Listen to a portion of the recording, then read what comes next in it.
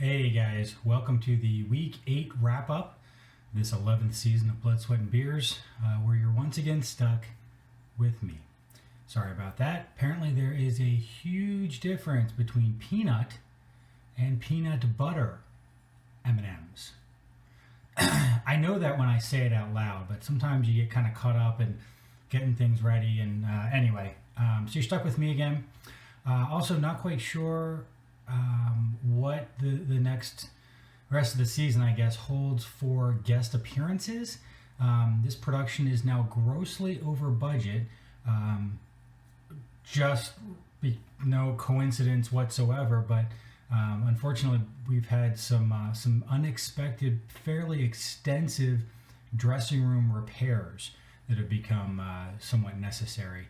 And so, not having been able to foresee that at the beginning of the season, we are grossly over budget. We'll have to see what that means for guest appearances going forward.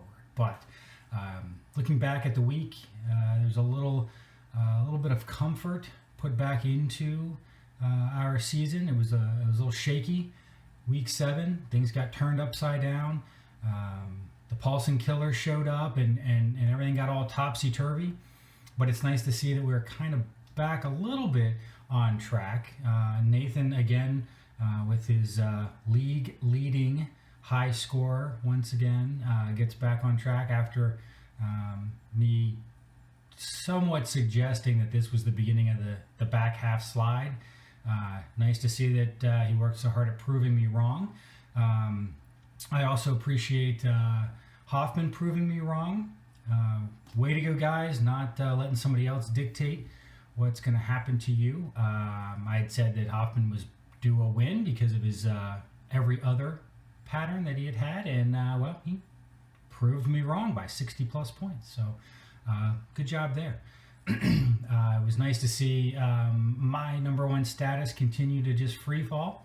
If I hadn't done it last year, I would be singing Tom Petty again to you, although that is the song that has been playing through my head. So back on track there. My free fall continues.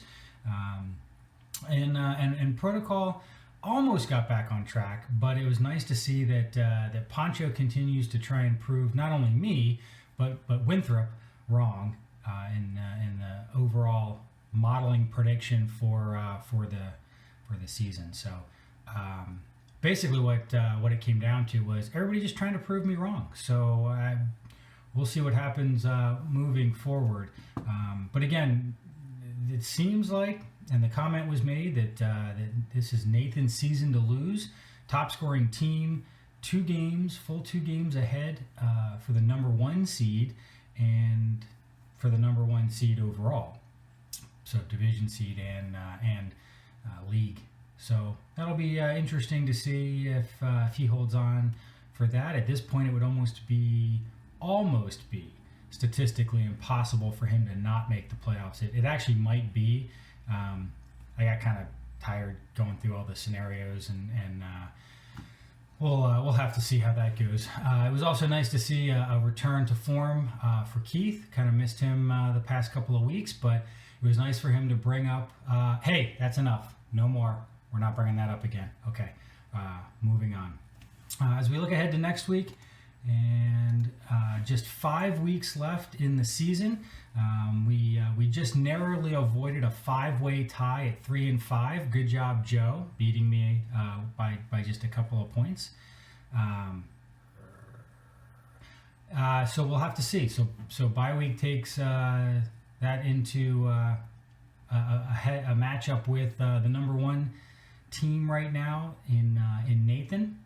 I think probably the biggest game, as I'm looking at them, would be Poncho and Keith, not only for the jawing and the smack talk that is sure to continue through the week and into the weekend, which we'll all be very excited to see, and hopefully you guys bring something there for us.